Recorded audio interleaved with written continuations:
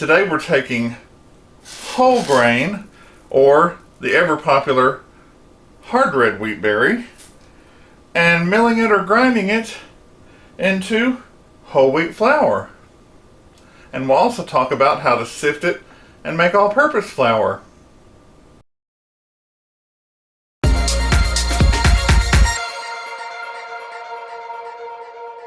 Welcome to Help at Home, your resource for great recipes and easy learning. Today we're going to talk about grinding whole wheat into flour. You've seen the whole grain wheat berries, and you've seen flour, and even whole wheat flour most likely. But what you haven't seen is this, the Mock Mill 100.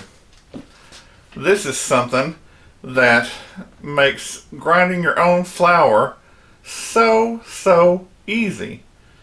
And if you're along this journey of getting into whole grains and better eating so that you get all the vitamins and nutrients and things that your body is lacking, then this will make your life an incredible place to be.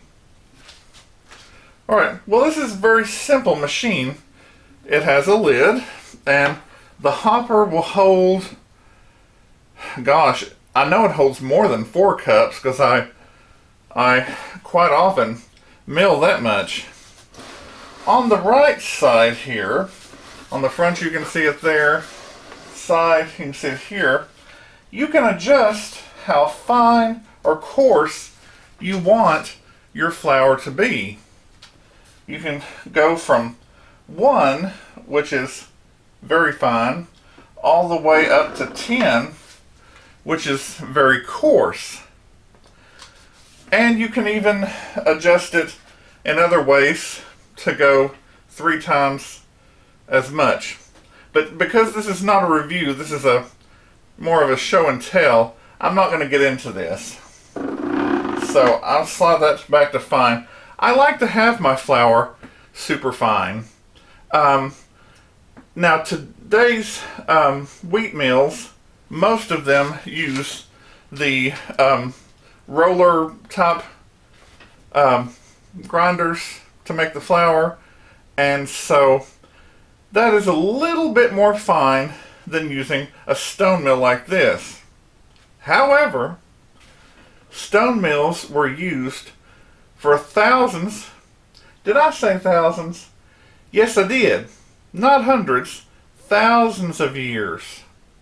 So, they can't be that bad.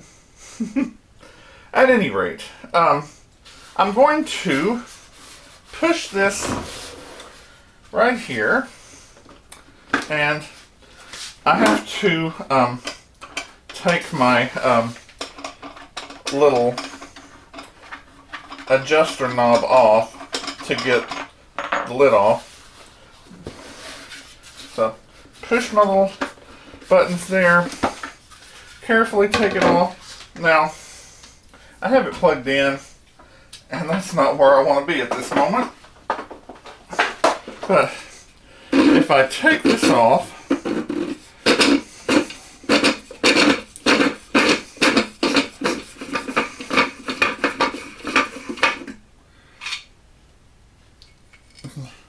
little bit of gunks there. Now, and I'm going to throw that out.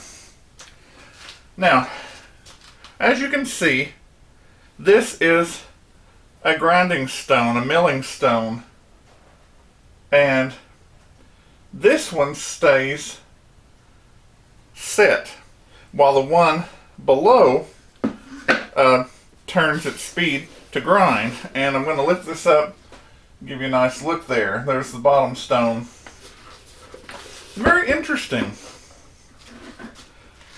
Then you just set this back on the springs and you reverse this on. Now, to get your adjustments, you've got to make sure that your little hole there is going to turn out on the right side, so you just have to watch for it.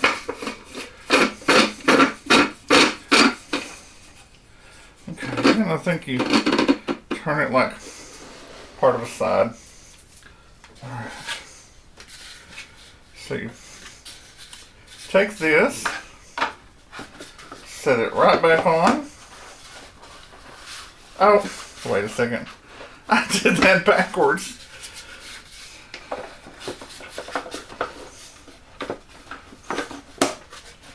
And then screw in my little adjustment knob.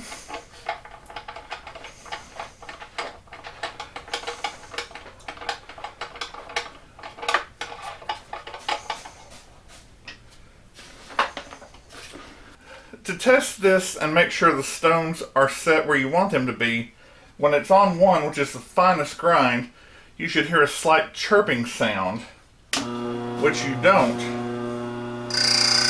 So right, that's about right. Now what I'm going to do here is set me a little bowl there, and I'm going to mill 1 cup of red wheat on the finest setting.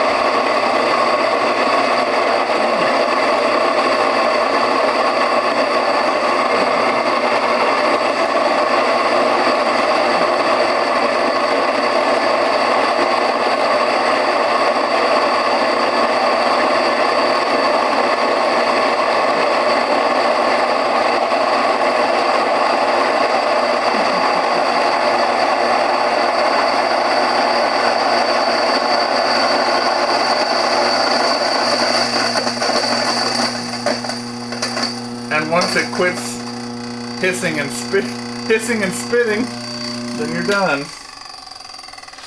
And here's your fresh wheat flour. Now, let's say you didn't want wheat flour. Let's say you wanted to make maybe some, I don't know, some cream of wheat or malt meal. So you could take about, I don't know, half a cup, fourth a cup, and turn your setting back over here, maybe around 2, and, not 2, 8 is what I meant. And you'll see that on the coarser grind, it will mill much more quickly.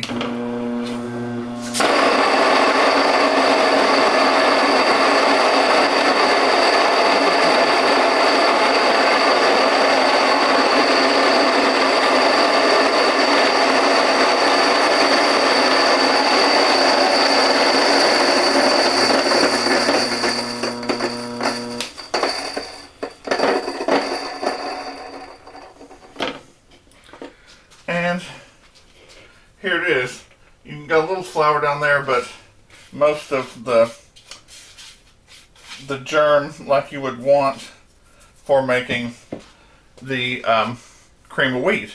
Now, if this ended up being too fine, which it could be, you could toss that in with your other flour, and you could set this all the way to 10 and see what you get. And as you notice, there's a tiny little kickback there.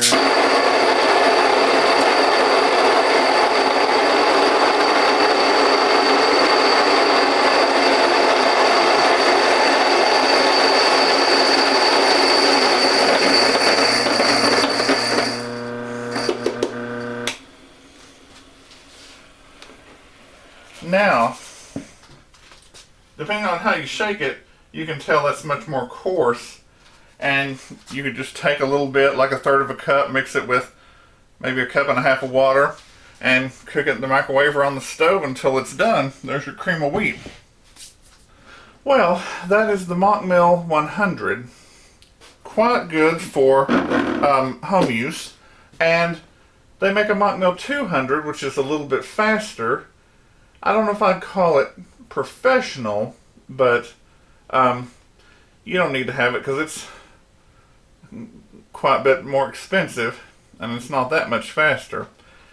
This mill, when I got it, was around, I don't know, $2.80 or something like that. There was a coupon on Mary's Nest YouTube channel, and I got it for like $2.60 something. But I don't know if that's still going or not. This is probably close to $2.99, or if you look around, you might be able to get a little bit better. But they are very popular, and they don't reduce their price very often at all because there is such a demand for it. And when they run out of them, because they come from Germany, it can take months. I wanted one for my birthday in March, and I didn't get it till it was May. But it was totally worth it. Anyway, you can use this to crack your grains, any kind of thing that is not full of oil. So, no peanuts, because that would gum up your works, as they say, and you'd be sunk.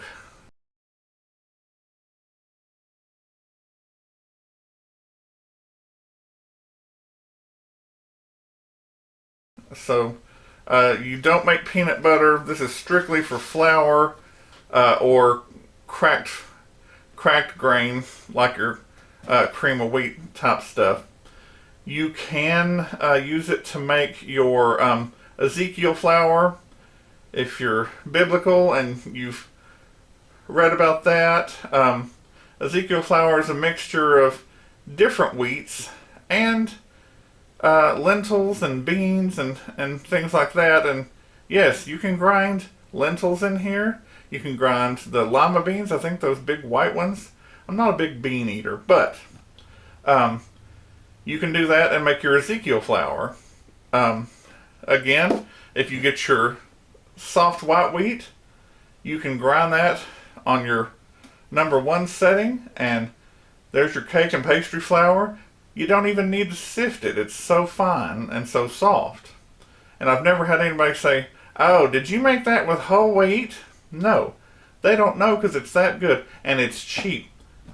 Whole soft white wheat, 55 cents a pound when you're going like 25-pound bag or maybe 50-pound bag. But from AzureStandard.com, they have a great system where you order and they deliver to different drops in the U.S. and you only pay a minor delivery charge that is nothing compared to what your shipping would be. About like tax, maybe 8%. At any rate, I'm going to set this aside, and you can get this from, I think if you go to mockmill.com, just look up Mockmill 100, and that's the U.S. subsidiary of Mockmill.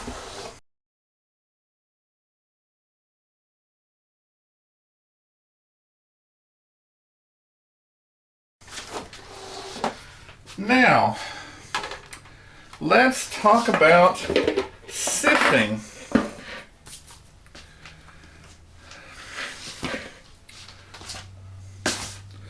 Let's say that you don't have any soft white wheat, but you want to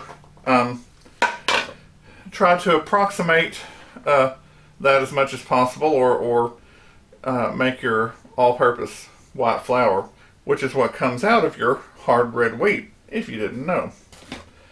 So on Amazon, you can get these sifters. They are nothing like the little sifters that your grandma or mom used to use. And you may have never even seen one if you're millennial or younger, because most people don't sift flour anymore at home because it's sifted just fine at the factory. However, this is called a number 40 sifter. They're listed in numbers. I think they start at 20, definitely 30, and they go up to 70 for sure, and this is a 60. Now, the larger the number, the finer the mesh strainer. So my 40 has bigger holes than the 60. Now, I'm going to do something and make sure I get a whole cup here, because you would be amazed at how much wheat comes out.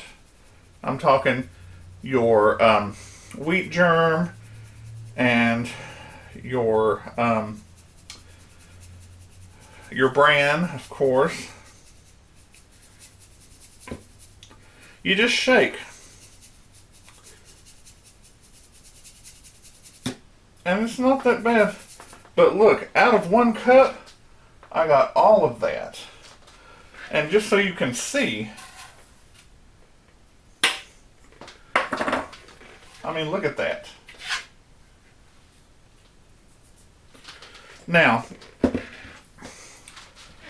when I'm trying to get all-purpose flour, which I don't use very much, I use either hard red, hard white, or the soft white. But when I do that, I tend to sift twice through my 40 and twice through my 60. And you'd be surprised that you do get more out if you sift it again.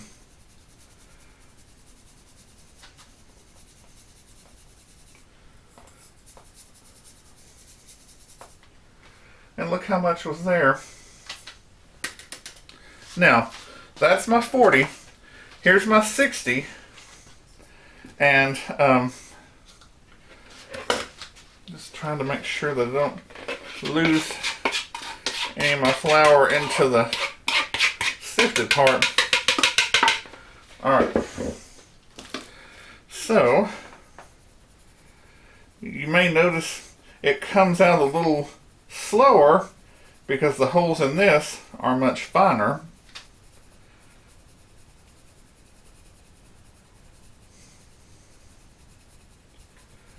Now, why would you want to do this? Well, if you were making something for people that were picky and you just absolutely wanted to approximate your all-purpose flour, then that's why you'd want your sifters.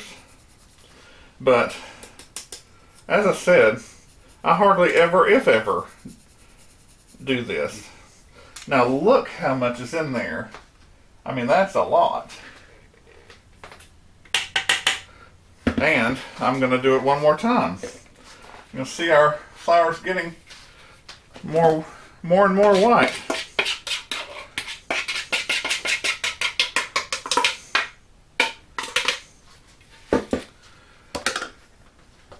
And then, oops.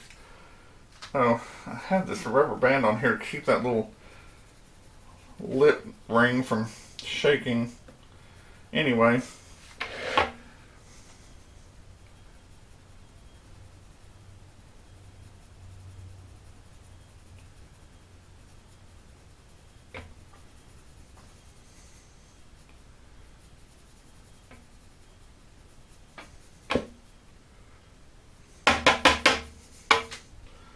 And there it is, and put that in. And here's our, now let me stop this a second. I got a little measuring cup here that's glass so you can see through. And I wanted to show you two things.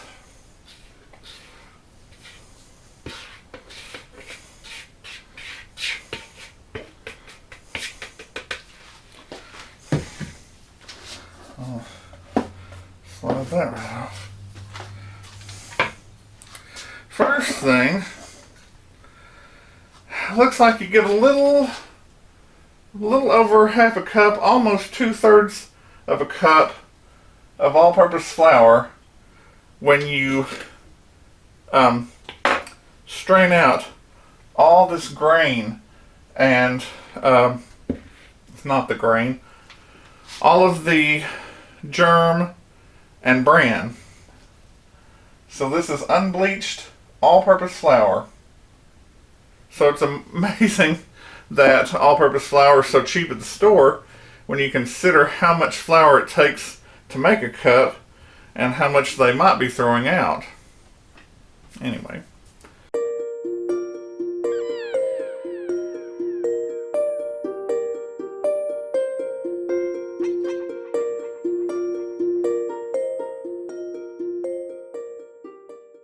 If you like this video for grinding your own grain into fresh, nutritious whole grain flour at home, give it a thumbs up. Subscribe and share with your friends who like to cook or just want to learn how. Drop a line in the comments below about your experience with milling your own flour and what else you'd like to see in the kitchen. Click the bell in the top right hand corner for notifications. I'm Jim Hightower, and remember, everyone needs help. Even me. Be well and enjoy.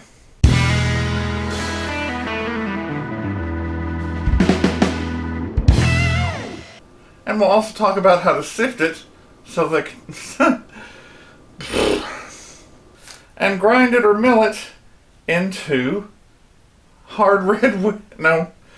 Fletch.